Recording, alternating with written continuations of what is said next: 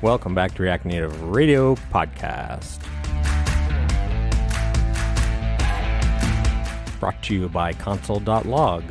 Works every time, no matter which thread you're in. Episode 286. React 0.73.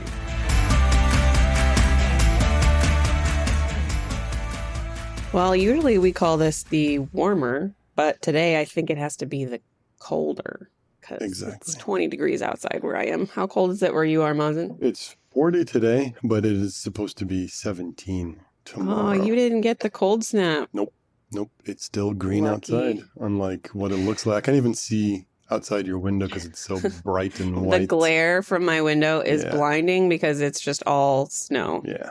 And it's not really, I can't even call it snow. It's like ice pellets. Those are so you have like all of the downsides of an ice, like a snowstorm with no snow to go play in. Yeah. Like we've just been stuck in the house for 4 days. Kids can't go sledding or any of that. Yeah. No, we really haven't gotten to go outside and play. We haven't had snow in like 2-3 years, I think. Yeah. It's weird. That's an ad to go move to Durham. It is. All right, let's get on with it. You've probably noticed that I'm not Jamin. I think I say that every time he's gone. But I'm Robin Hines, your host for today and Director of Engineering at Infinite Red, located in very chilly Beaverton, Oregon, with my husband and my 2 kids, who you might hear in the background of this episode because they're home because school's closed. I've specialized in React Native for the past 6 years, and I'm joined by my inspecting co-host, Mazen Chami. Mazen lives in Durham, North Carolina, which does not have snow right now, so just saying. He lives there with his wife and his toddler, and he's a former pro soccer player and coach, also a senior React Native engineer here at Infinite Red. Before we get into our topic, let's hear from our sponsor really quick. This episode is sponsored, as always, by Infinite Red. Infinite Red is a premier React Native consultancy located fully remote in the US and Canada. If you're looking for React Native expertise for your next project, hit us up at infinite.red/React Native. And don't forget to mention that you heard about us through the React Native Radio podcast. All right, let's get to it. We have a great episode about React Native 73, which came out a little bit ago. We had some downtime for the holidays, so we're just getting to 73, but we're excited to talk about it. Lots of developer experience improvements this time around, new architecture updates, Android updates. Let's get into it. Starting with debugging improvements. First up, Hermes now captures console log calls starting from when the app starts. So I was reading the announcement, and it sounds like previously, if you made any calls before the debugger was connected, your console logs were lost and you didn't have any logs. So now you have logs from the very start, which can help debug any issues with app start. Does that sound right, Mazen? Yeah, that sounds about right. I think this also mainly pertains to if you have Flipper, or I could be wrong. No, yeah, it does. It does work with Flipper and also the Chrome debugger. So, yeah. Which is funny because we'll talk about this in a little bit. Flipper's actually being phased out starting in this release. Yeah. But if you still have it and you're still on the Flipper bandwagon, this will work with that. On that note, Reactotron 3, which I think we covered in the previous episode, automagically captures console.log. So you don't have to do what we previously required you to do, console.tron.log, or import the Reactotron package.log or .display, whatever it is you want it to do. Now it just magically catches on. So everyone's getting on the console.log bandwagon of it being the best way to debug. Of course, kidding there, but it's everybody does it. Everybody goes does it. Without saying. I know we all talk about going away from console log and finding some fancy shiny way to debug, but console log is never going away. It's never going I will always come back to console.log debugging. I don't care what anyone says. It's the best. If this console.table doesn't work, but I hope support for it comes soon. I know it's silly. Wait, what's console.table? It like pretty formats it for you. What? Yeah. Yeah, it's pretty cool. You should see it on like a React app. It's fun. Like when you do inspect and you see the log. This is what I missed out on by not being a web developer. Yeah. Well, yeah, I was a web developer for just a minute and then I was out as soon as I could. Okay. I was a web developer for a minute and I knew about console. What are you trying to say, Mazen? Anyway. Just saying, it was my favorite debugging tool and it still is. It's classic. It is. There's also the debugging docs on the React Native doc site are updated now. I checked them out. They go into a lot more detail about how to open all the different various debugging options and what they are. The biggest thing to note, I think, is that you'll see a section now about the new experimental debugger, which I think is they're hoping will be the future of the React Native debugger, which in the past has been kind of a ambiguous term because there's been a number of different options, and so no one really knew what you were talking about when you said the debugger. Yeah. But they're introducing a new one, which is still in experimental phase. There's some bugs to work out, and it's not super stable, but there's a section about it in the debugging docs now. So go read that. And for our listeners, that's the future replacement for Flipper. So as Flipper gets removed, this new quote-unquote experimental debugger, or new debugger, I guess is what it's technically called, will be the new Flipper. In the announcement, they refer to it as the experimental debugger, I think just to Differentiate. emphasize that you might encounter some wonkiness or bugs when you use it, but they do want you to use it because they want it to get better and they want to know where the rough edges are. So you can run it by passing a flag to React Native start. I think it's -- debugger. -- experimental -debugger. So there they are. See, buttoning down on the experimental. It's doubling tag. down. In case you didn't know, it's experimental. Did we mention it's experimental? It is intended to replace Flipper. Some of the known issues are some connection reliability, persistence of breakpoints, and reliability of breakpoints. That actually, breakpoints are something I think we've been lacking a lot in React Native. Because before it was like console log every other line to get like, oh wait, hold on, here's my error, and then kind of go back. But breakpoints just really help you with that. We really do need that in React Native. Yeah. I mean, it's pretty standard in a lot of other languages, especially ones that have a full-featured IDE, and debugging is really like built into the whole workflow. So I'm really excited to try it out and start incorporating it in addition to Reactron and in addition to console log, because I'm never going to give those up. I think we intend to do an episode all about debugging and the new debugger and the old debuggers in a couple months. So look out for that because it's a huge topic and we have a lot to say about it. But in the meantime, go try out the new experimental debugger. What's next, Mazen? So the next one is symlink support. So it's now stable and enabled by default in Metro. So what do I mean by this? This is basically if you have a monorepo setup, this is a great feature because you would pass in a flag called watch folders. And what that does is any directories outside your project root can now be watched by fast refresh. So let's just say your project root in a monorepo structure, right? In monorepo, you probably have like multiple apps, you have a shared folder, packages, whatever that may be, structure may be. And let's say your project root is the app because everything lives within the app. But you can also tell it, hey, watch all my packages for me because as I'm building, I do have like a UI library that I'm maintaining at the same time in my monorepo. So fast refresh will automatically, again, back to my word, automagically catch and trigger a fast refresh every time you update something within those folders. I love a little magic. Yeah. What would it be without magic?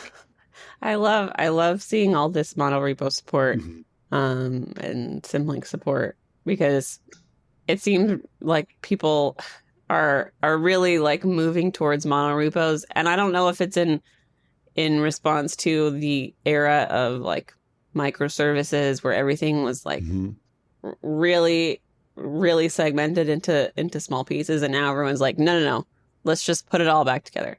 Yeah. And that seems reflected in the features that they're putting in. I think a lot of our clients, as of recent, I know I'm transitioning to a new project, and they didn't mention monorepo specifically, but based on the conversation, it's a monorepo. My previous project was a monorepo. Project before that was a monorepo.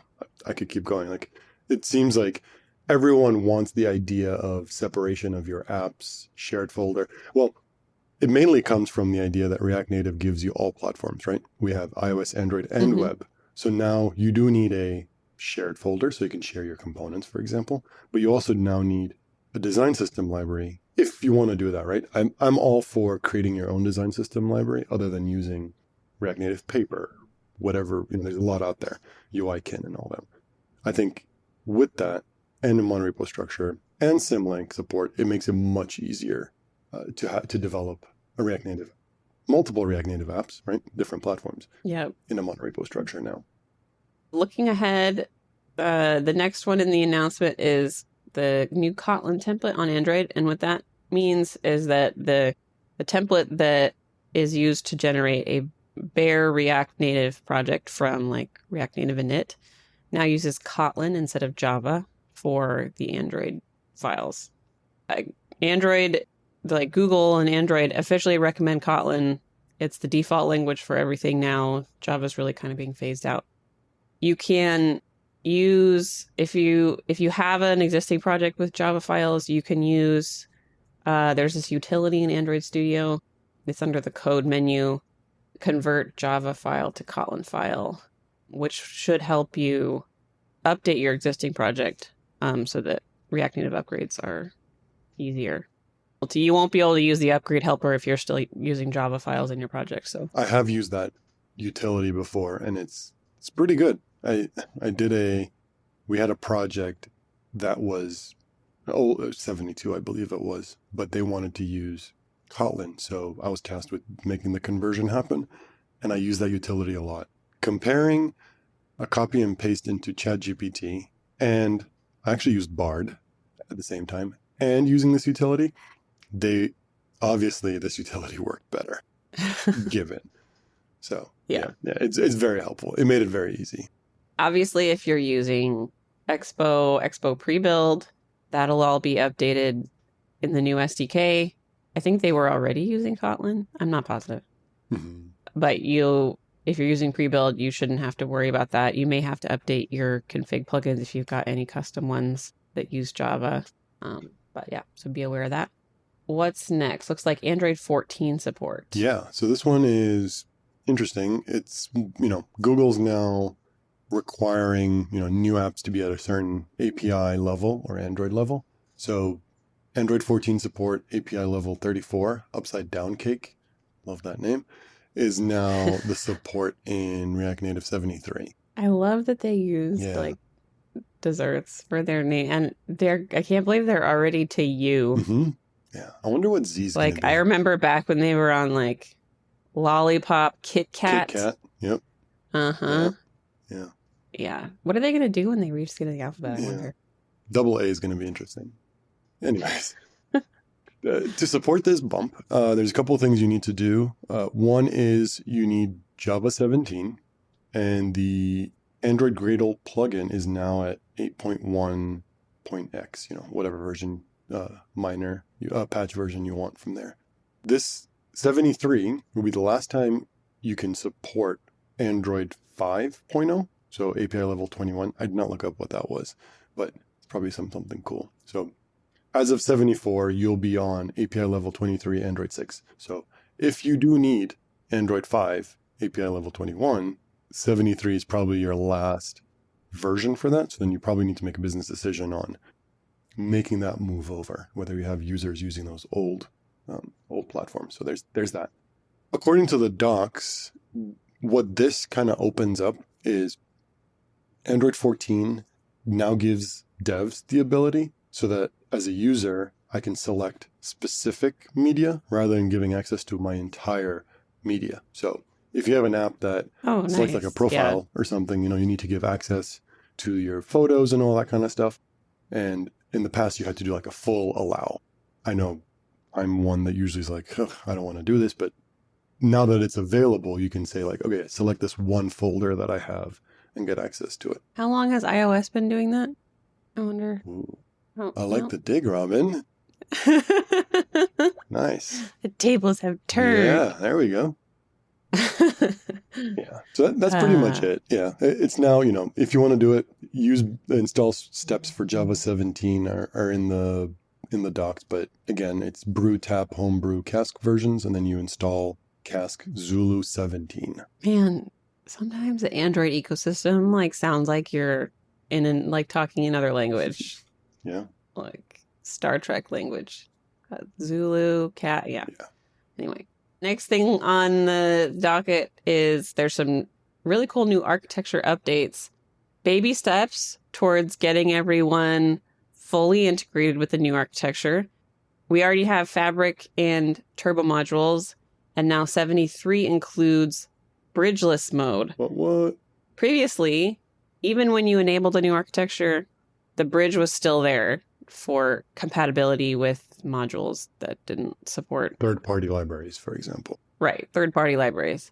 So it was sort of there as a safety net. And now you can disable the bridge entirely and go into bridgeless mode. Optionally, this is something that you purposefully enable. But if you're trying to sort of test the bounds of your native module or the native modules that you use, you can turn off the bridge entirely and kind of see what breaks and how to make things work. So it's the next step towards getting everything fully new architecture compatible.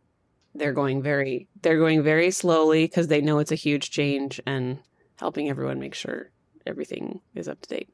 And I assume that's because, as a developer, if you have an app using React Native, you want to be on the new architecture for performance reasons and, everything we've talked about over the past year plus at this point. So I think we all get that.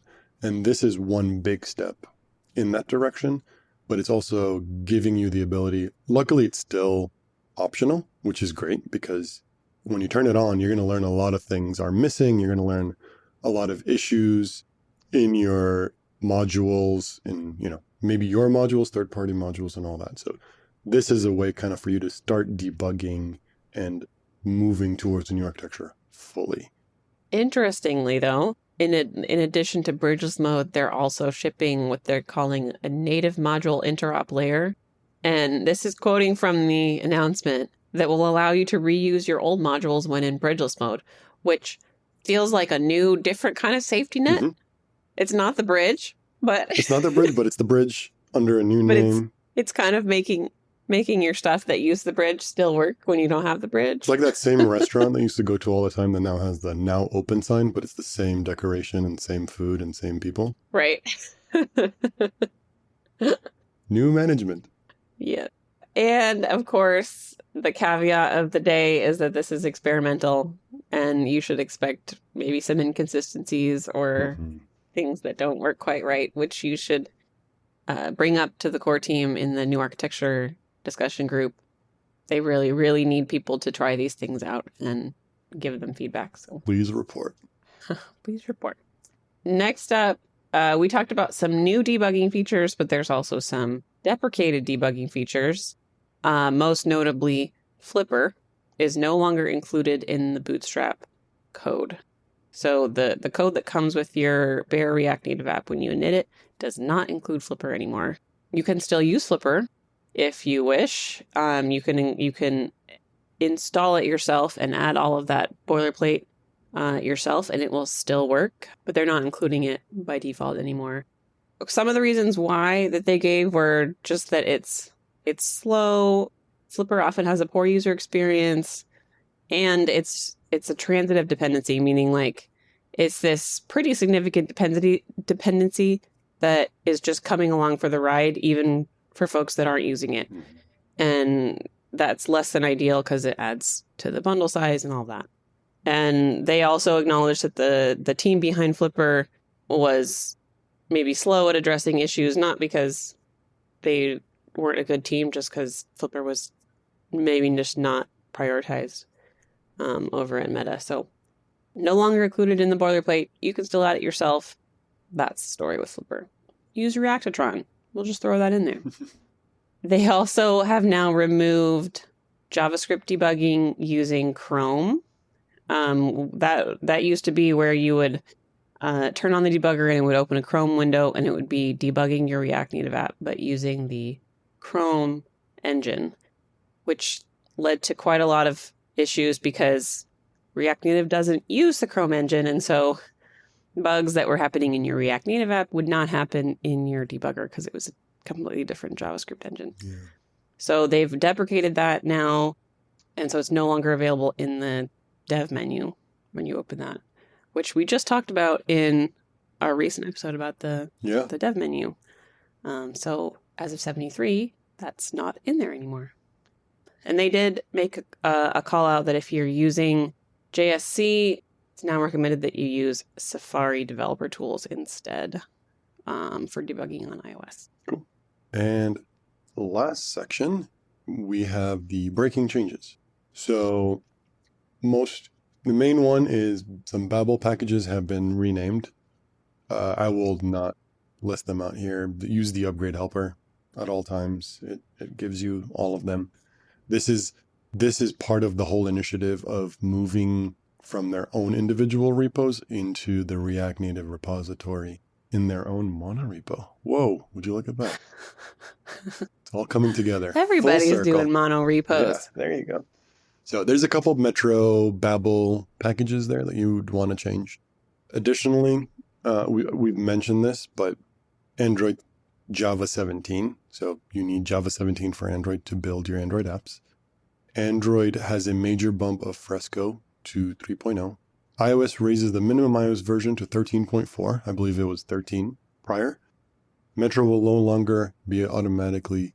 Well, this is an interesting one, actually. Metro no longer automatically starts when running builds from Xcode. So in the past, when you'd run a build in Xcode, or even just do Yarn iOS, it would do Metro. So I think it still does it when you do Yarn iOS. But when you run it from Xcode, you won't get your Metro started. So you still need to do Yarn start and then run it from Xcode. So there's that little one. And then the minimum Node.js requirement is now 18. So that's an interesting one. So we might need to update that in some specific places. And the template is now using TypeScript 5.0. There's a lot of cool changes in TypeScript 5.0. So that would be a good one to take a look at. Additionally, there's a bunch of CLI changes. I think what we'll do for these is probably just link it in the show notes because they're very detailed. A lot of flags have been removed.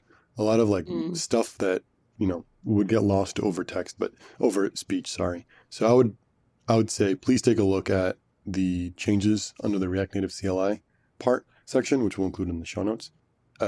If you do have any custom CLI command that leverage the React Native CLI, you might want to take a look at this because it might affect you in some way. I would call out the removal of -- configuration and -- variant. Yeah. I use those a lot. It's the CLI option that you use to run a release. On iOS, it's configuration. On Android, it's variant. They've removed those and standardized on -- mode. So if you're trying to run a release build, it'll be -- mode release on both iOS and Android. That's a good call out. Yeah. And then the last breaking change is definitely type package for types for React Native. So @type/React-Native has been officially deprecated because if you remember, starting in React Native 71, first-class support for TypeScript was automatically included and shipped. So React Native types have been in for about 2 versions. So, why maintain it in 2 spots when it's automatically shipped with React Native? So there's that. If, again, the docs do a good job of showing you how to migrate, if you are still using the definitely types and not the React Native bundled types, there's an easy way to switch them out. And I'm sure even if you just uninstall it and just delete it from every single file, your VS Code will help you auto import from React Native. So yeah, that's the breaking change. Two couple things to just mention. And this is actually very important. This is kind of out of the realm, but kind of in the realm of 73. Huge kudos to the React Native team, thanks to Ricardo, who was on this show, and Nicola Corti from the Meta team. They were able to get 3 patches up within 24 hours. We kind of watched it happen live. So 71.15, 72.9, 73.2 were released. And there was a bug where the third-party library Boost, which was hosted on JFrog, was pointing to the wrong checksum in the pod file. So small pod file update to help fix a bug that a lot of people were seeing with this change. Again, it was a small thing, but it took them, as these small things do, they take a long time to kind of figure out and get to the end of it. So huge kudos to them and thank you. And on top of that, kudos, thanks to every one of the 68 contributors who worked on this release. That's 2,259 commits to get 73.0, not counting the 0.2, 0.1, 0.2 that were also just released, getting that in our hands for us to use. So thank you to everyone who was part of that. Yep, we always appreciate the React Native team for all they do. They make it possible for us to do our jobs. Mm-hmm. So thank you, React Native Board team and open source contributors. That's it for the show today. Upgrade to React Native 73. If you're on Expo, that'll be included with SDK 50, which we just talked about in our most recent We React to News episode. That's in beta now. It might be fully released by the time this comes out. So good luck with your upgrades. I do have a mom joke. Ooh, let's hear it. This is courtesy of none other than Frank Calise. My friends and I put a band together and we called it 999 megabytes. We still haven't gotten a gig though. Love it. Thanks, Frank. I lolled. All right, everyone. We'll see you next time.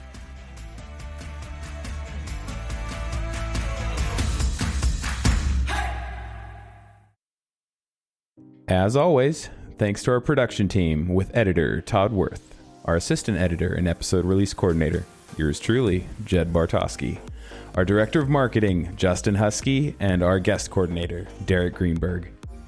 Our producer and host is Jamin Holmgren, and executive producers and hosts are Robin Hines and Mazen Chame. Thanks to our sponsor, Infinite Red. Check us out at infinite.red/React Native. A special thanks to all of you listening today. Make sure to subscribe to React Native Radio wherever you get your podcasts.